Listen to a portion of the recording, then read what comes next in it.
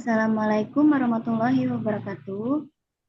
Waalaikumsalam. Untuk Waalaikumsalam Warahmatullahi warahmatullahi wabarakatuh. wabarakatuh. untuk memenuhi nilai ujian akhir semester mata kuliah pengantar manajemen rantai pasok, makalah yang sudah kita buat sebelumnya, kelompok 3 yang berjudul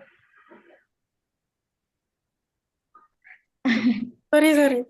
Udah. yang berjudul Transportation dalam Supply Chain Management. Untuk selebihnya akan dijelaskan oleh rekan-rekan saya. Silakan untuk yang bakal menjelaskan slide 1. Oke, baik. Belakang dan juga rumusan masalah akan dijelaskan sama saya mengenai latar belakang, yaitu transportasi berperan penting dalam manajemen rantai pasok. Dalam konteks rantai pasok, transportasi berperan penting karena sangatlah jarang gitu suatu diproduksi dan dikonsumsi dalam satu lokasi yang sama. Strategi rantai pasok yang diimplementasikan dengan sukses memerlukan pengelolaan transportasi yang tepat. Manajer transportasi pada suatu perusahaan sangat bertanggung jawab terhadap pergerakan persediaan barang dari perusahaan ke pelanggannya. Kegiatan transportasi yang efektif dan efisien akan memastikan pengiriman barang dari perusahaan ke pelanggan dengan tepat waktu, tepat jumlah, tepat kualitas, dan tepat penerima. Selain daripada itu, biaya transportasi merupakan komponen biaya yang terbesar dalam struktur biaya logistik. Tidak kurang dari 60% dari total biaya logistik perusahaan merupakan biaya transportasi. Dan kemudian dalam poin kedua yaitu rumusan masalah, terdapat beberapa poin. Yang pertama yaitu apa yang dimaksud dengan transportasi, kemudian apa yang dimaksud dengan rantai pasok, dan kemudian apa yang dimaksud dengan logistik, siapa saja pihak yang terlibat dalam transportasi, apa saja modal transportasi dalam logistik, dan terakhir apa yang dimaksud dengan transportasi intermodal. Nanti akan kita bahas sama-sama di slide berikutnya. Saya kembalikan kepada Bu Salsabila.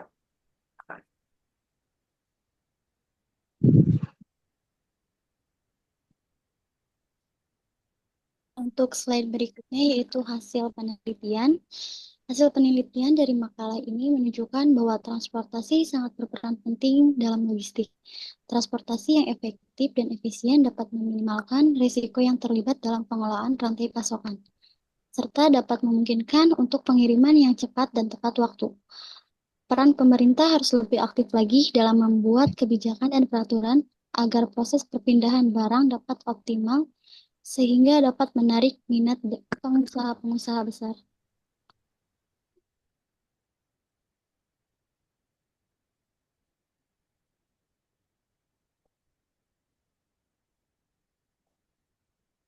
Oke, di sini untuk ada beberapa poin penting ya hasil dari penelitian tersendiri, yaitu yang pertama pengaruh transportasi terhadap kinerja SCM, yaitu penelitian menemukan bahwa transportasi yang efektif dan efisien dapat meningkatkan kinerja SCM. Misalnya penelitian pada rantai pasok telur ayam, RAS menemukan bahwa transportasi yang efektif dapat meningkatkan kehandalan pengiriman dan persepsi nilai produk. Dan untuk yang kedua, peran transportasi dalam meningkatkan efisiensi. Ya ini penelitian juga menemukan bahwa transportasi dapat memainkan peran penting dalam meningkatkan efisiensi SCM. Misalnya penelitian pada perusahaan tekstil menemukan bahwa penggunaan metode SCOR dapat meningkatkan efisiensi transportasi dan mengurangi biaya. Dan untuk yang ketiga di sini pengaruh SCM terhadap pertumbuhan ekonomi. Penelitian juga menemukan bahwa SCM dapat memainkan peran penting dalam meningkatkan pertumbuhan ekonomi. Misalnya, penelitian pada sektor transportasi angkutan barang menemukan bahwa SCM dapat meningkatkan efisiensi dan mengurangi biaya, sehingga dapat meningkatkan pertumbuhan ekonomi. Dan untuk yang terakhir di sini analisis penerapan SCM. Penelitian juga menemukan bahwa analisis penerapan SCM dapat membantu meningkatkan kinerja SCM. Misalnya, penelitian pada perusahaan manufaktur menemukan bahwa analisis penerapan SCM dapat membantu meningkatkan efisiensi dan mengurangi biaya.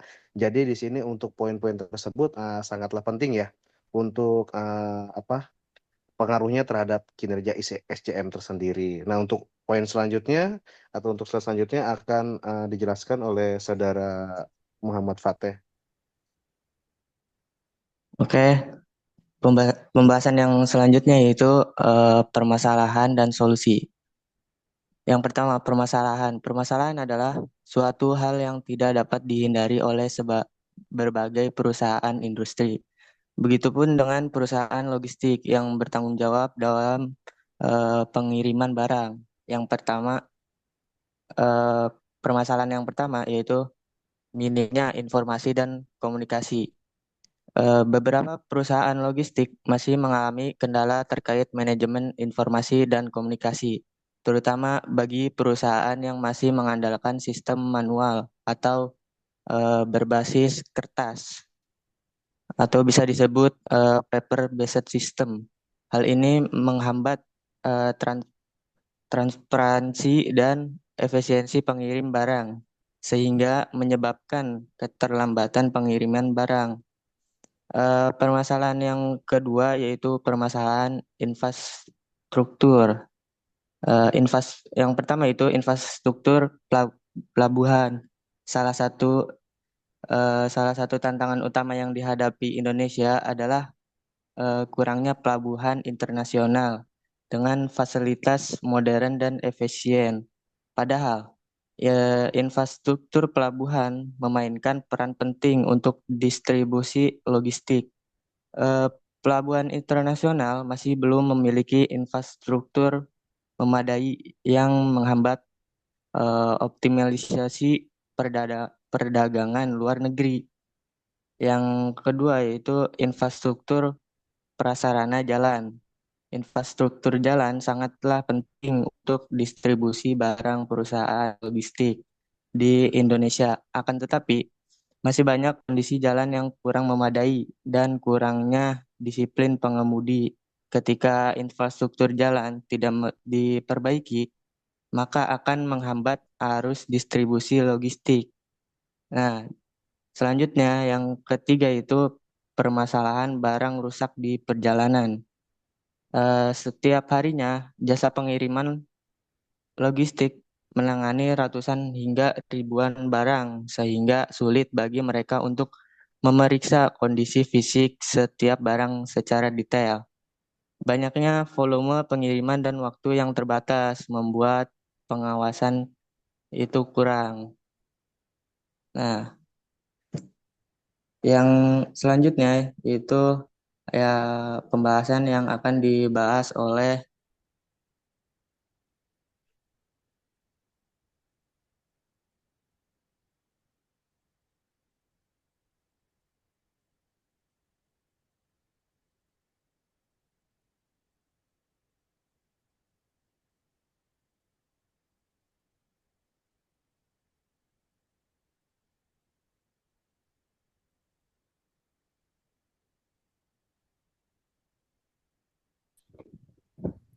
Baik, saya akan melanjutkan terkait solusi.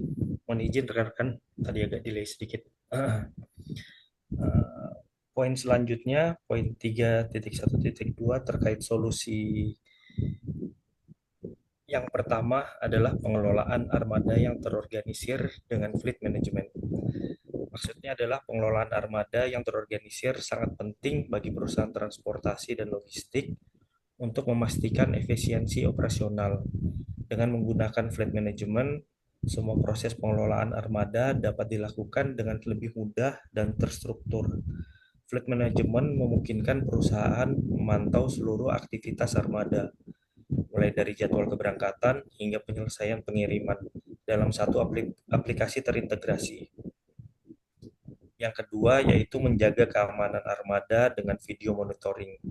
Maksudnya adalah dalam operasional transportasi dan logistik, terutama di kondisi jalan yang tidak memadai, dengan video monitoring yang terintegrasi AI, fleet management dapat meningkatkan keselamatan pengemudi dan armada secara signifikan. Salah satu fitur utama adalah ADAS atau Advanced Driver Assistance System yang mampu mendeteksi potensi bahaya seperti benturan, jarak aman antar kendaraan, dan keluar jalur. Fitur ini sangat membantu pengemudi dalam menjaga keselamatan, terutama jika menghadapi kondisi jalan yang buruk atau lalu lintas yang padat. Yang ketiga yaitu optimalkan rute pengiriman dengan delivery management. Mengoptimalkan rute pengiriman adalah langkah kunci untuk menekan biaya ongkos pengiriman dan meningkatkan efisiensi operasional. Sistem manajemen pengiriman atau delivery management system menawarkan solusi praktis untuk hal ini. TMS memungkinkan penugasan pengiriman secara efisien dengan alokasi order dan jadwal pengiriman yang tepat kepada pengemudi. Dengan fitur ini, perusahaan dapat mengatur rute pengiriman dengan memilih rute optimal untuk setiap pengiriman yang membantu mengurangi jarak tempuh dan waktu perjalanan.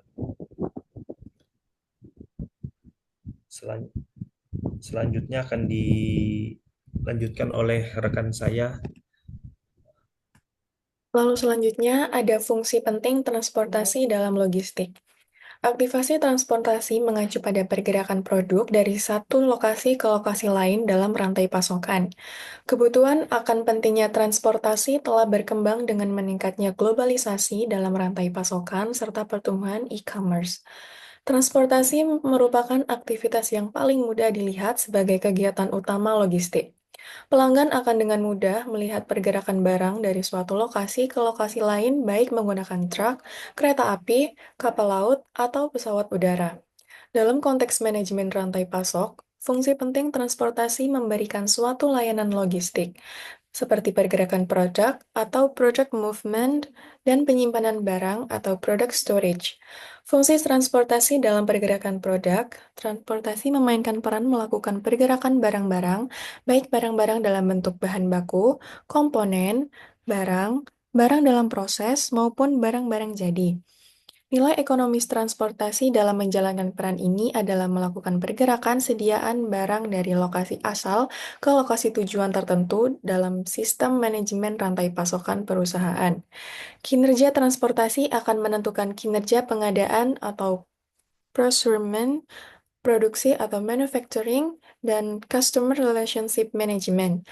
Tanpa kinerja transportasi yang andal, dapat dipastikan bahwa hampir semua aktivitas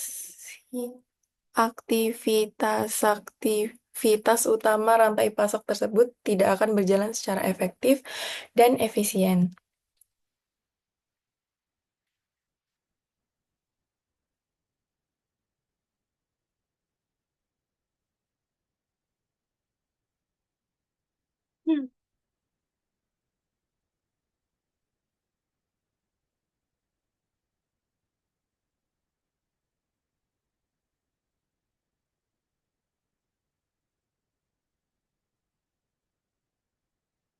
Oke, di sini untuk pihak-pihak dalam transportasi ya.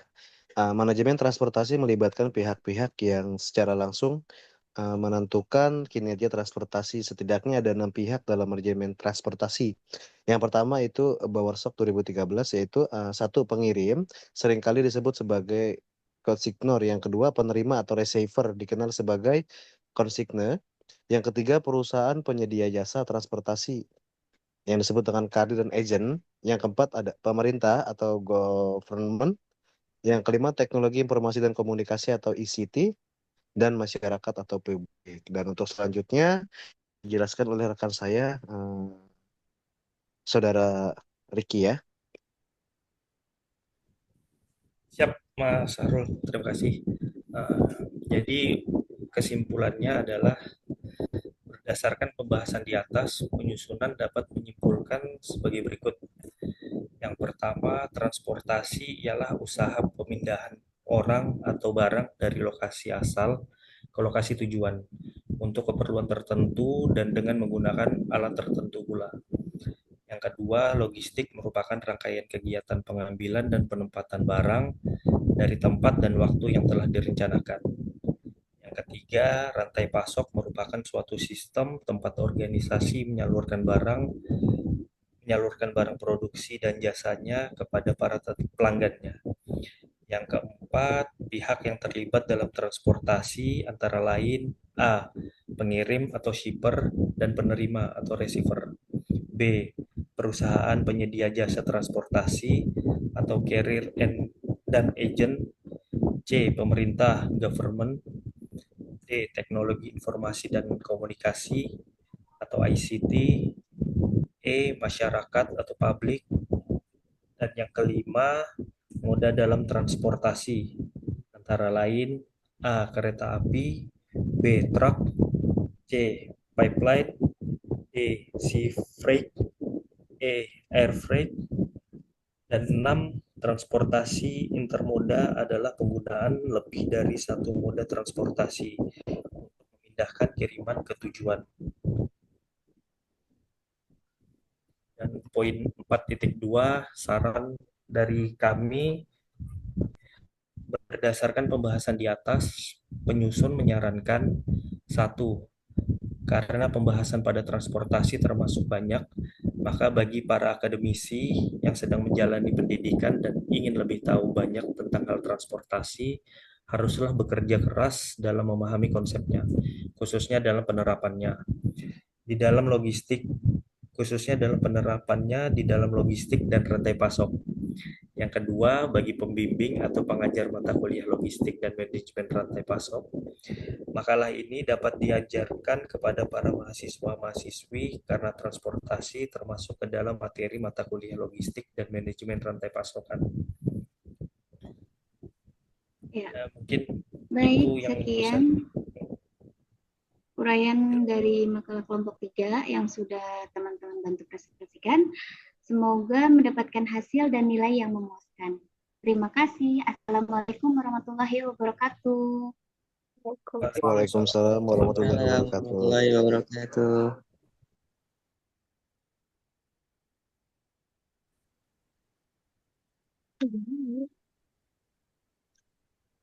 Ya mungkin untuk beri salam terakhir ya. Kita on cam semua ya.